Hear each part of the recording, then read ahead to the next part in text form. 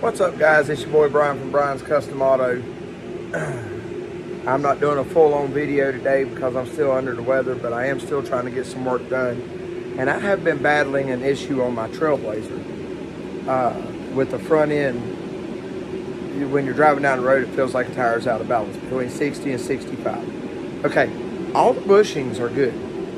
Tire rod ends are good. The tires are new. They are balanced to a T by multiple people. And still at 60, 65, when you first get out on the road, bump, bump, bump, bump, bump, bump. I want to show you something, okay? I ordered these tires. They are fuller or full-way HP 108s, okay? Now, I have not drove this car this morning other than to put it onto the lift, okay? We got brand new struts and everything in the car. Now, I'll show you that and show you this. If you watch right here, watch this bottom side of this tire. See, I'm gonna set you on the lift so that way you're not moving.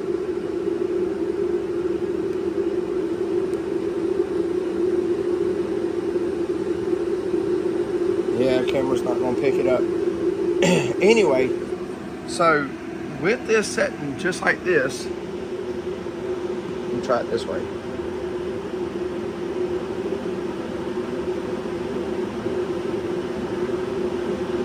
It's not really showing. Anyway, if this tire sits overnight, it flat spots on the bottom like the old bias plies used to do. I thought I was losing my mind, but I pulled it in here on the lift without anything, no driving down the road, put it on the lift.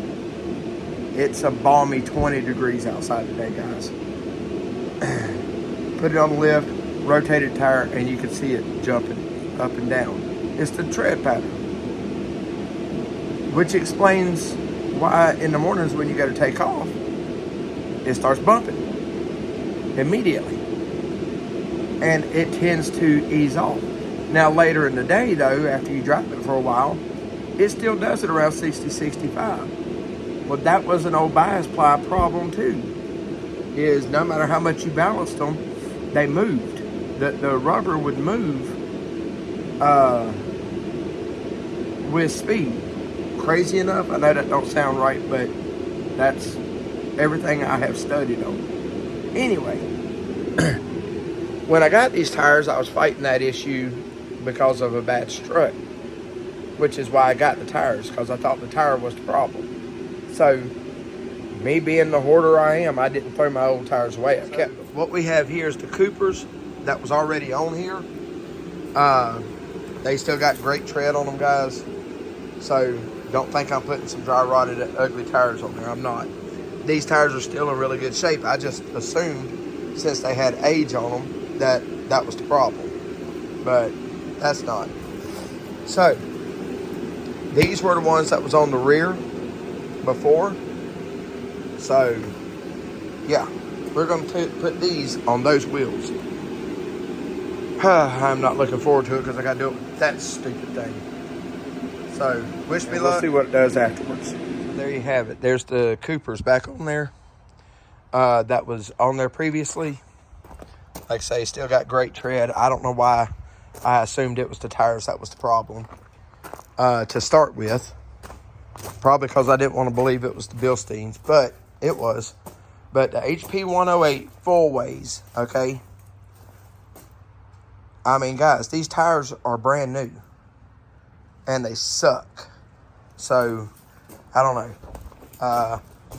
But there it is. Full way outside. I had it mounted the right way. Extra load, radial tubeless, treadwear 380 traction. I mean, I'm showing you all this stuff so that way y'all know what not to get. It says right there, sidewall 2 plies polyester. Tread 6 plies, 2 polyester plus 2 steel plus 2 nylon. That's some weird crap. So, HP 108s. So, I don't know. Anyway, all right, before we end this one off with the tires, we're going to go ahead and do an oil change on the F-150 on the Harley-Davidson truck. because I ain't exactly sure how many miles it's been. We wrote it on the oil filter, but we're going to go ahead and do an oil change because we figure it's been roughly about 3,000 miles since I built this engine and all. So we want to see what the oil looks like. Now, I can tell you this, just from the dipstick, it don't look terribly bad. All right. So we're going to raise this up. We're going to drop the oil out and see what it looks like. So hang tight. Well, it doesn't look too terribly bad. I mean, it's black. It's dark. But hasn't lost all its viscosity and all that. You can still see a little bit of clarity on the drain plug. So that's good. It's great. Ooh, I can feel that heater pumping all the way over here. Now, I have come to realize we have a slight oil leak under here somewhere, so I need to go around and check these oil pan bolts, especially these rear ones back here. See if I can figure out where it's coming from. But probably somewhere up in there. I don't know. We'll figure it out. But yeah, so there's that. Now let's see if we can pull that filter off and see what that mileage looks like up in here. While that's draining there, because that has an oil cooler that goes up to the front. But if you look way up in there, you can still see that brand new head gasket sticking out. You can still see the zip tie holding the exhaust manifold gasket on. Little trick I learned from back in the day. Them beautiful shiny headers still doing what they do. Oh yeah. Everything still looks good down here. Don't have a whole lot of runoff or nothing. Here's the other side of them beautiful headers. Getting some color to them. Oh yeah. Running back to this big old exhaust system. To the Jones mufflers we put in. Guys, this was a heck of a build. But it turned out pretty doggone good. So, alright, let's let that drain a minute and we're going to put a new oil filter on. We're going back with Motorcraft. Alright, we're going with the Motorcraft and Valvoline oil 520. Alright guys, so it turns out the bolts on the oil pan had worked themselves a little loose, but I'm not 100% sure if that's where that small leak was coming from or if it might be the rear main. Because you got to remember, we did not pull the transmission out of this truck, so therefore I wasn't able to change that. Now, that being said, oil is one of them things that kind of messes with you because a teaspoon of it leaks out and makes it look like it's a whole lot more than what it is. And it's not really that much oil at all. And I can tell you this because we never added any extra oil to the truck in the last 3,000-4,000 miles. Okay, let me move this backward. Guys, the lift makes all the difference. It makes all the difference. It's so nice. So nice. So now we're just going to top it off. We're going to add oil. We're not going to do a Walmart oil change. We're doing Brian's Custom Auto oil change, which means you take the oil out and you put the oil back, not just take it out and forget it, or take it out and leave the drain plug out. Ah, crap. You know, guys, I believe I could probably build me a 10,000 foot square shop and still not have enough room.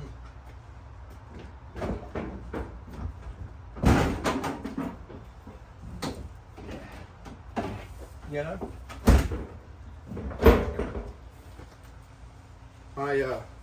My real mechanics out there will understand that. Alright. We put our big old funnel in. Now, even though we rebuilt this engine, I'm still going back with Valvoline 520 high mileage. Just because it's got the extra dinosaur guts and maybe a rhinoceros hoof or something in there. That'll help protect this Ford.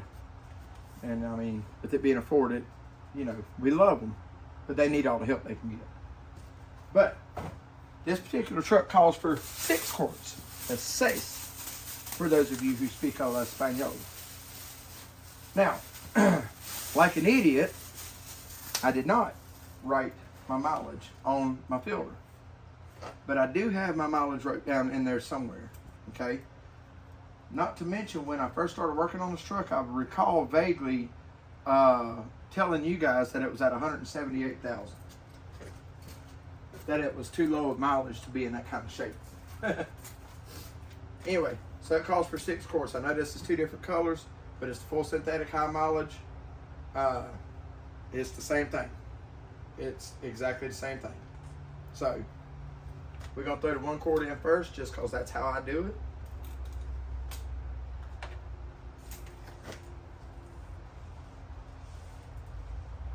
Oh, yep, I seen that hoof go in right there. Oh, that looked like a ram horn. Ooh, ivory? Oh. Ooh, that looks like old fish scales. All right. Oh, see that little box?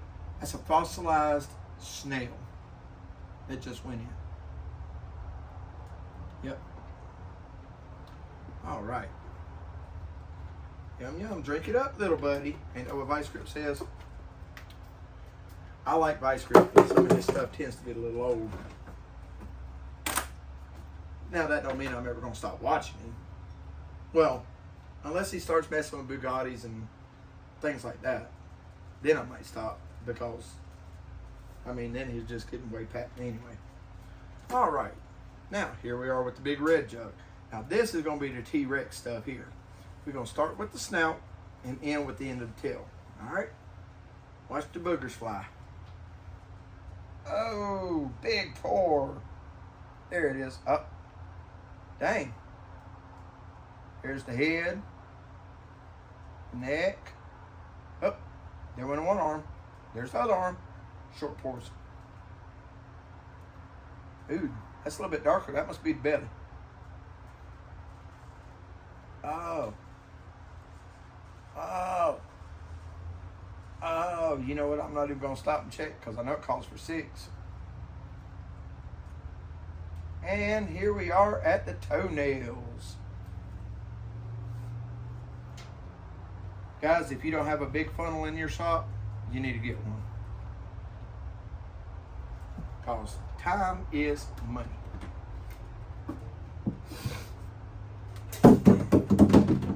Now, why would you do that? All right. Now,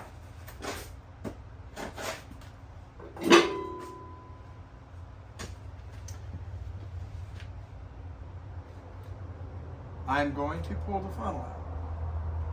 That's why I have the paper towel, because you don't want to drop motor oil all over your engine. It smokes. So you just simply do that. And this we will set inside the drain pan over here and let it drain out for a while.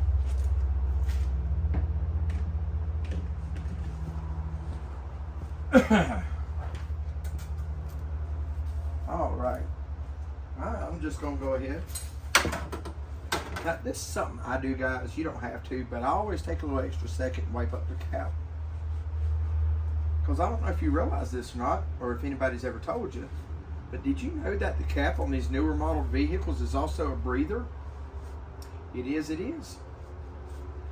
Matter of fact, I can prove it to you.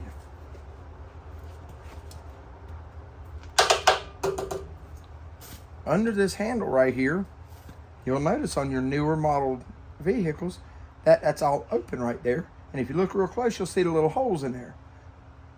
That's why it has a O-ring here with the extra opening in the middle. That's a breather. It pulls vacuum in through there. It's like kind of like a one-way check valve though. Like this is supercharged. So you don't want it pushing all the supercharging back out through this. But anyway, but that is a form of a breather. So it pulls a little bit of vacuumed air in through this the cap here via these holes here. So take an extra second and clean those out. It helps the engine run better, I promise.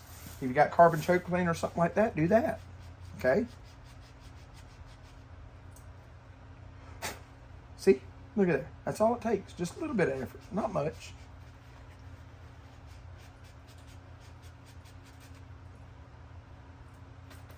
All right. I want my troll tricks to jump in the comments. Tell me how that's wrong too, by the way. Your old cap's an old cap, not a breather. All right.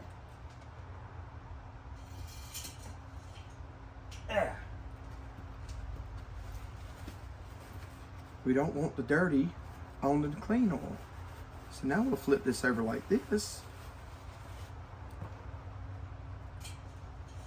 Pull it our dipstick tube and half quart over.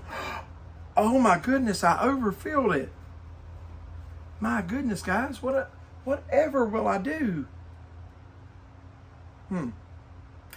Here's an idea. Crank it up to fill the oil filter up.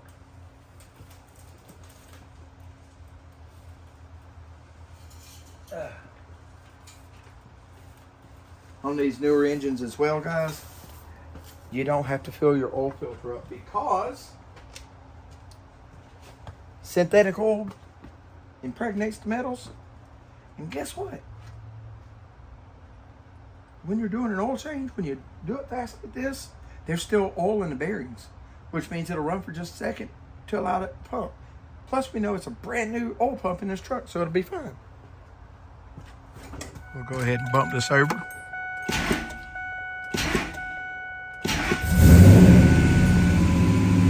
Watch the oil pressure bump.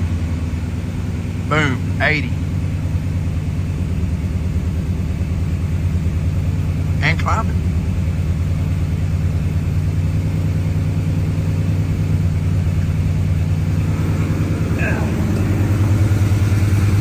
Anything pouring out down here? Nope. All right. So there you have it. That's going to do it for this one. Now that I'm done with this, I'm going to pack my stuff up. And, yeah, I'm going to go rest this voice for the rest of the day. Because when Little Bit gets home, she ain't going to want to let me be quiet. So, thank you guys for watching. I have a full video coming out soon. Please stay tuned. Make sure you comment, like, and subscribe.